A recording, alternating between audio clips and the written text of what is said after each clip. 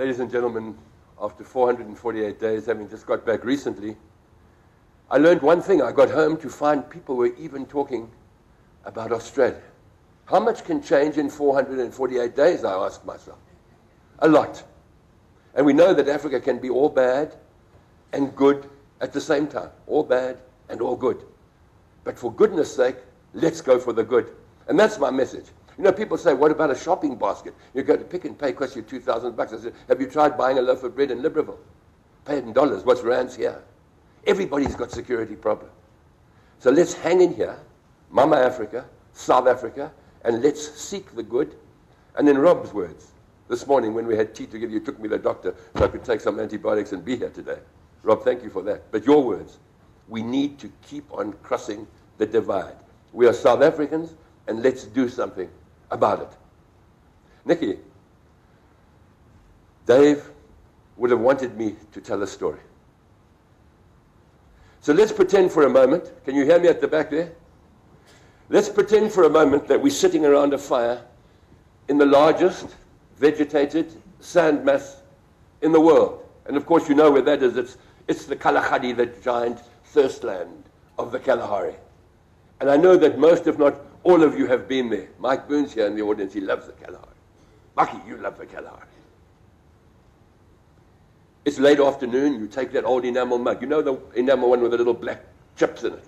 The old Durban Falkirk pot is generally a number 4. The poik is bubbling on the fire. You can just hear the lid going gluk, gluk, gluk. There's that old soot blackened camp kettle.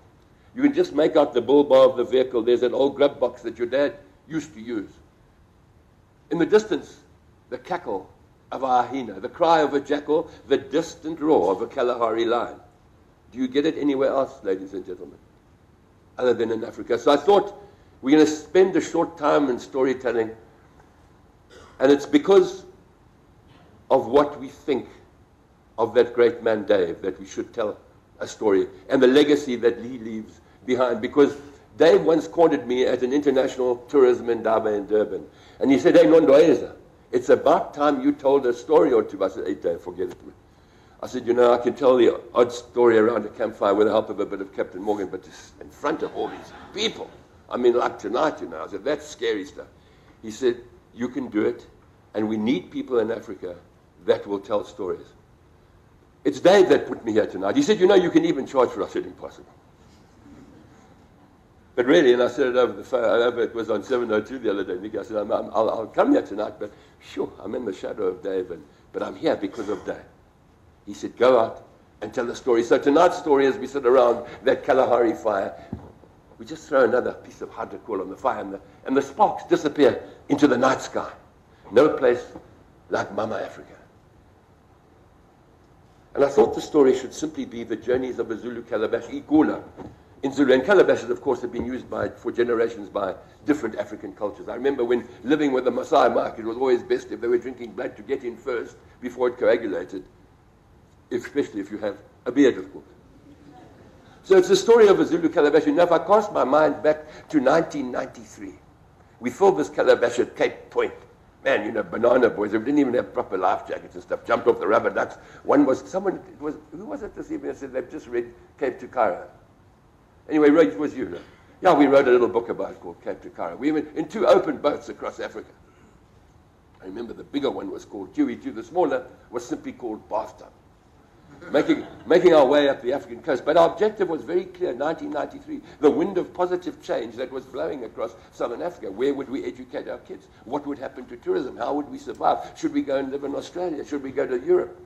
1993, and I remember taking the scroll of peace and goodwill and having it signed, filling this calabash with Cape Point seawater. Up the coast, the Ponderland coast, the storm was blowing like mad. Up into Mozambique, rubber ducks onto the trailers. Our objective was clear. A scroll of peace and goodwill across Africa.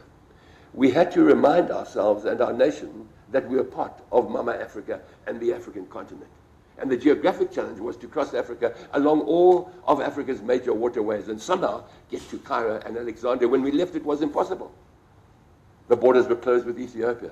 There was problems in the Sudan. It was simply impossible. But we took off. Filled, I think, only with optimism and a very small budget. Carrying that calabash across Africa. I remember, for example, getting to Ethiopia, to Lake Tana, the source of the Blue Nile. And you know, Rastas, Rasta is a very popular religion, if we could call it a religion. I guess it is a religion, in Ethiopia. You remember Haile Selassie was a great supporter of Rasta. I remember a Rasta man rushing out because it had just been announced on the radio that Ethiopia had accepted South Africa. And this Rasta man getting hold of Mashozi, my wife, and lifting her out of the vehicle and into the air, like and giving her such a hug. I'd incorrectly put in the local newspaper that she was a mere 102 years old. He couldn't believe it, this Rasta man, that we were in fact crossing Africa. You know, when I think back at that journey, it opened up Mama Africa to us. It was the most important thing we could have done. But it also, as I said earlier, made us citizens of Mama Africa. I remember getting to Ujiji on the shoreline of Lake Tanganyika, the deepest lake in Africa, the longest, second only in depth to Lake Baikal in Russia. I believe it supplies like 1/6 of the world's liquid fresh water. Getting to Ujiji, immortalized by those words, Dr. Livingstone, I presume, by H.M. Stanley, when he met Livingstone, who didn't want to go home anyway, didn't particularly want to be found. I remember camping under the same mango trees, and I think it was the same bloody mosquitoes that ate us at night. I remember going out and buying a piece of beef and brushing the flies off with a little branch, drinking some safari beer and celebrating this journey across Africa in 1993 as South Africa started to mature and come of age. Man, it was lovely. I remember getting to Egypt. My goodness, after having crossed the Nubian desert. Little did we think that we'd cross it again. Remember getting to Egypt, getting to the governor of Alexandria. Now, you know that in Egypt, governors are really important people. And this bloke was quite short, and he was sitting up in a high chair, and there was this big polished table. And there was Matlafuna, one of the team, had a big bite out of his hand, like where a dog had eaten. And the hear him, scare him characters just having come out of the Nubian desert, determined to take this water and the scroll of peace and goodwill across Africa in 1993. And the little governor, he transposed his L's and his R's much like a Zambian. And he said, Your Excellencies, he said, not only do I like you, he said, but I rough you. And the tears rolled down his little cheeks. And he pointed at the calabash like that. And he said, what are you going to do with that? I said, in the morning, we'll take bathtub and QE2 and we'll launch out into the Mediterranean, having come down the Nile, longest and most historic river in the world. And we'll take this Cape Point sea water and we'll empty it into the Mediterranean. It glugged slowly. And it didn't cause a chemical reaction because, as you know, the Middle East seems to be capable of doing that without a Zulu calabash. As I say, we're here because Dave would have wanted a story.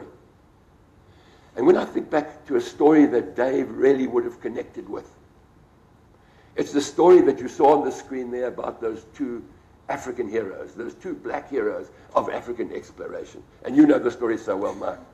Chuma and Susi were their names. Imagine this scene. There was Livingstone. He'd come out to Africa as a young missionary doctor, gone up to Kuruman by ox wagon, found this little English village with English ways, quite disappointed. He disappeared into the Kalahari and got munched by a lion on the left shoulder, 11 teeth wounds, no anesthetic. Thank God he'd had a bit of medical training in Glasgow. Stitched himself up, walked back to Kuruman. Who nursed him? Mary Moffat, daughter of Dr. Robert Moffat and Mary Moffat. Bad mistake. She married Livingstone. 6 years out there in the wilderness in the Kalahari, ox wagon fell on top of her. She was paralyzed halfway down the body. 5 children later, they found the Zambezi after having found Lake Ngami.